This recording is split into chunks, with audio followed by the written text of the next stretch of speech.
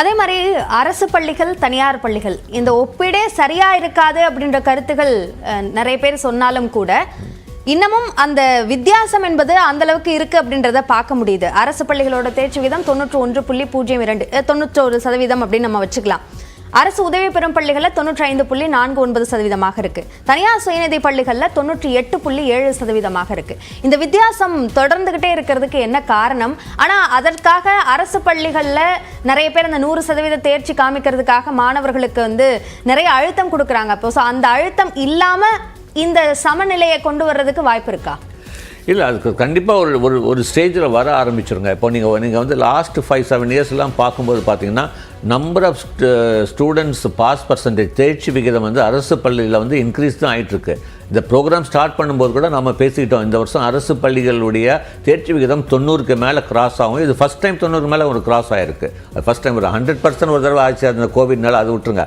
மற்ற டைம் பார்க்கும்போது அரசு பள்ளிகளுடைய பெர்ஃபார்மன்ஸ் இன்க்ரீஸ் ஆகும். இதுக்கு மெயின் காரணம் என்ன அப்படின்னா அந்த 7.5%, அதாவது பொறியியல், அதாவது நம்ம அக்ரிகல்ச்சர், பேராமெடிக்கல் எல்லாத்துலேயுமே இந்த 7.5% அரசு பள்ளி மாணவர்களில் நல்ல மார்க் வாங்கினா நம்மளுக்கு ஒரு நல்ல கல்லூரிகள் கிடைக்க வாய்ப்பு இருக்குது அப்படின்னு ஒரு மனசுக்குள்ளார ஒரு பெரிய எல்லா மாணவர்களும் இல்லைனாலும் ஒரு குறிப்பிட்ட சில மாணவர்கள்கிட்ட அந்த தாக்கம் இருக்குது. பேரண்ட்ஸும் சொல்கிறாங்க, இப்போ அவனுக்கு ரிசர்வேஷன் இருக்குது 7.5, ஏன் கொஞ்சம் நல்ல மார்க் வாங்கினா நல்ல கல்லூரியில் கிடைக்கும், அரசு கல்லூரியில் கிடைக்கும், அரசு கல்லூரியில் கிடைக்கும் போது நம்மளுக்கு ஃபீஸ் கம்மியாக இருக்கும். ஸோ இந்த மாதிரி ஒரு இம்பேக்ட். ஏன்னா நானே நிறைய பேர்கிட்ட பேசும்போது அது பார்க்குறேன். ஸோ அந்த 7.5% ரிசர்வேஷன் டெஃபினெட்லி இஸ் இம்ப்ரூவிங். நம்மளுடைய அரசு பள்ளிகளுடைய பெர்ஃபார்மன்ஸ் கண்டிப்பாக இன்க்ரீஸ் ஆகிடும்.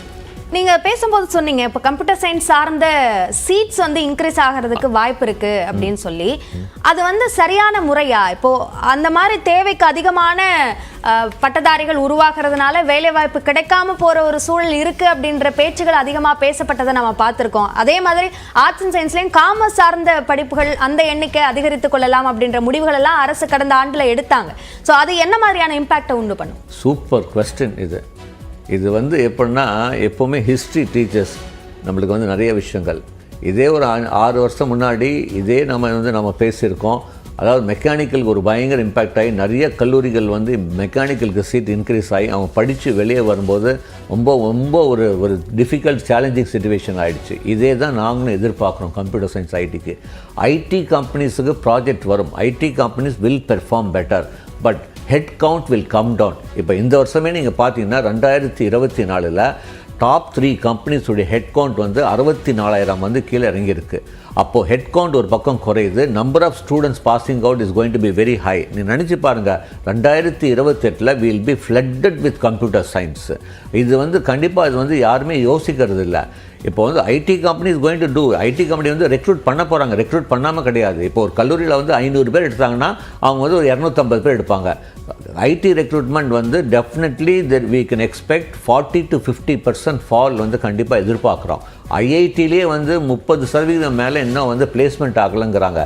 இந்த இம்பேக்ட் எல்லாம் காரணம் என்ன அப்படின்னா, இனிமேல் நம்ம படிக்கிற சிலபஸுக்கும் தேவைக்கும் கேப் ஜாஸ்தியாக இருக்குது. ஆர்டிஃபிஷியல் இன்டெலிஜென்ஸ் உடைய இம்பேக்ட் எல்லாத்துலேயுமே இருக்குது. எதிலும் ஏஐ எங்கும் ஏஐ. அதுக்கு ஏஐ படிக்கணும்னு அவசியம் கிடையாது. அதுதான் நிறைய பேர் தப்பாக புரிஞ்சுட்டாங்க. ஏஐ யூஸ் பண்ண கற்றுக்கோங்க நாங்கள் சொல்கிறோம். ஒரு காலத்தில் நாங்கள் என்ன சொல்லுவோம், 2004 2003 நீ எது படித்தாலும் கம்ப்யூட்டர் யூஸ் பண்ண கற்றுக்கோங்குவோம். இப்போ என்ன சொல்கிறோம், நீ எது படித்தாலும் ஏஐ யூஸ் பண்ண கற்றுக்கோங்கிறோம். ஈவன் இப்போ இப்போ நம்ம டிவி இதில் இருக்கட்டும், இல்லை ஒரு பேங்க்கில் ஒரு பிகாம் முடிச்சுட்டு MBA படிக்கிறாரு, ஒரு சிஸ்டத்தில் உட்காந்து அவர் வேலை செய்கிறாரு. அவர் கம்ப்யூட்டர் சயின்ஸ் இன்ஜினியரிங் படிக்கல, கம்ப்யூட்டர் யூஸ் பண்ண கற்றுக்கிட்டார். இப்போது there are lot of AI tools have come to make the work simplified, make the work better. அது நம்பர் ஆஃப் ஹெட் கவுண்ட்ஸ் குறையிறதுக்கு தான் வாய்ப்பு. இந்த இம்பேக்ட் கண்டிப்பாக இருக்கும். ஒரு பக்கம் வேலைவாய்ப்பு குறைஞ்சாலும் மற்ற ஃபீல்டில் வேலைவாய்ப்பு இன்க்ரீஸ் ஆகிறதுக்கு வாய்ப்பு இருக்குது.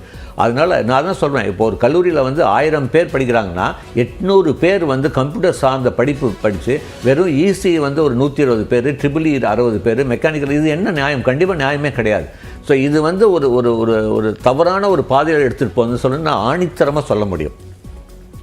நம்ம தொடர்ந்து பேசுவோம். திரு ஜெயபிரகாஷ் காந்தி, நம்மளுடைய நெறியாளர் தேவப்பிரியன் புள்ளி விவரங்களோடு இணைந்திருக்கிறார். தேவப்பிரியன், இப்போ மாவட்ட வாரியான பெர்ஃபார்மன்ஸ் என்னவாக இருந்தது அப்படின்றத பார்த்தோம். இன்னும் நிறைய புள்ளி விவரங்கள் கொடுத்துருக்காங்க.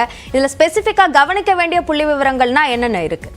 அபிநயா, சென்டமை பற்றி சார் பேசினார். குறிப்பாக இந்த முறை காமர்ஸ்லேயும் எக்கனாமிக்ஸ்லேயும் ஓரளவுக்கு சென்டம் நம்பர்ஸ் இன்க்ரீஸ் ஆயிருக்குன்னு சொல்லிட்டு, அது ஃபேக்ட்.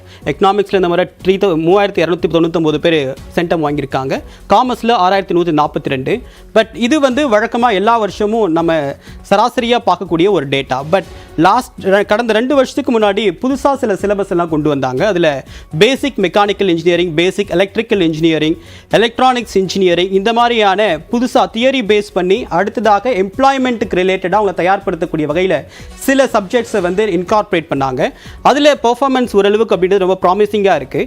பட் இதில் ஓவரால் அதில் இந்த சப்ஜெக்டை சூஸ் பண்ண எண்ணிக்கை ஓரளவுக்கு குறைவாக இருந்தாலும் கூட மேஜர் சப்ஜெக்டை கம்பேர் பண்ணும்போது, பட் அதுலேயும் சென்டம்ஸ் வாங்கியிருக்கக்கூடிய எண்ணிக்கை அப்படின்றது ஒரு அட்ராக்டிவாக இருக்குது. இதில் 15, அதாவது பேசிக் மெக்கானிக்கல் இன்ஜினியரிங்கில் 15 பேர் வாங்கியிருக்காங்க. அதுக்கு அடுத்ததாக எம்ப்ளாயபிலிட்டி ஸ்கில்ஸில் 65 பேர் வாங்கியிருக்காங்க. இதனுடைய இந்த சப்ஜெக்டை சூஸ் பண்ணோட எண்ணிக்கை பார்த்தீங்க அப்படின்னா ஓரளவுக்கு பாய்ஸ் அண்ட் கேர்ள்ஸ் கிட்டத்தட்ட 28,000-29,000 பேர் சூஸ் பண்ணியிருக்காங்க. அந்த டேட்டாவை நீங்கள் பார்க்கும்போது தெரியும். அவங்களுடைய பாஸ் பர்சன்டேஜ் அப்படின்னு பார்க்கும்போது 99.78 இருக்குது. ஸோ இதெல்லாம் வந்து புதுசாக வந்த சப்ஜெக்ட். நம்ம வழக்கமாக மேக்ஸ், ஃபிசிக்ஸ், கெமிஸ்ட்ரி, எக்கனாமிக்ஸ் இதை பற்றி நம்ம பேசுவோம். பட் இதுக்கு ஏன்னா இதெல்லாம் முற்றிலுமாக மாணவர்களுக்கு பெரிய அளவுக்கு எக்ஸ்போஷர் இல்லாத ஏரியா. இதுக்கு என்ன மாதிரியான அடுத்த கட்டமாக அவங்க எப்படி இதை அணுகலாம்? அதுக்கு அடுத்ததாக இல்லாமல் இன்னொரு முக்கியமான டேட்டா என்ன இருக்குது அப்படின்னா, சயின்ஸ், காமர்ஸ் இந்த மாதிரியான சப்ஜெக்ட் இருக்கக்கூடிய பாஸ் பர்சன்டேஜ் அப்படின்றது ஒரு வழக்கமாக நல்ல படித்த மாணவர்கள் தேர்ந்தெடுக்கக்கூடிய சப்ஜெக்ட் அப்படின்னு சொல்லிட்டு நம்ம பார்ப்போம். அந்த சயின்ஸ் குரூப்பில் 96.35 அப்படின்றது தான் பாஸ் பர்சன்டேஜ். காமர்ஸை பொறுத்த வரைக்கும் 92. பட் அதுக்கு அடுத்து 2 இடத்துல இருக்கக்கூடிய ஏரியா அப்படின்னு பார்க்கும்போது ஆர்ட் அண்ட் ஒகேஷனல். ஆர்ட்டில் 85.67 தான் pass percentage.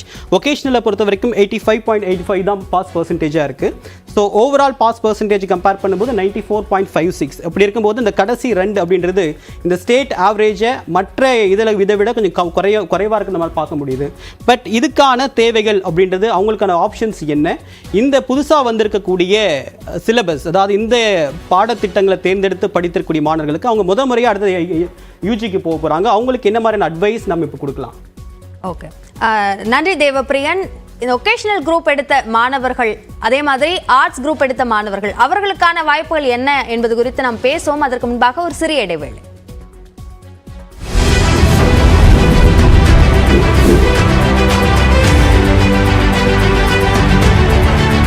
Hey, listen. Mission Poland நாட்டில் முதுகலை பட்டம் படிக்க சென்றிருந்தார்.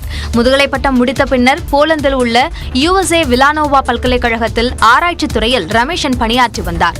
அப்போது அங்கு முதுநிலை பட்டம் பயின்று வந்த அந்நாட்டைச் சேர்ந்த எவலினா மேத்ரோ என்பவர், I like very much Indian food and Indian culture. Rameshan எவலினா திருமண நிகழ்ச்சியில் உறவினர்கள் மற்றும் கிராம மக்கள் கலந்து கொண்டு மணமக்களை வாழ்த்தினர்.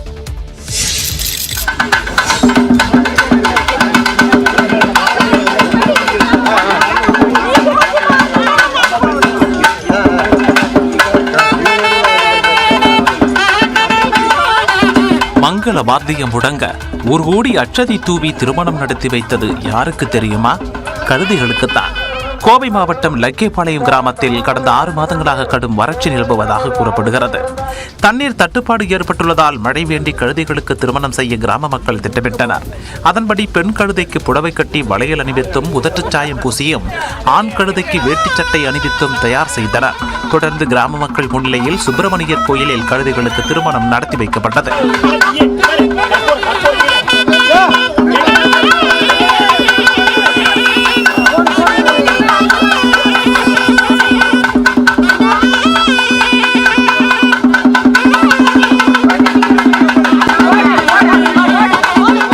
என்ற பிறகு மொய் எழுதாமல் விட்டால் எப்படி என நாற்காலியை போட்டு அமர்ந்து மொய் வசூலும் களை கட்டியது. தொடர்ந்து நிகழ்ச்சியில்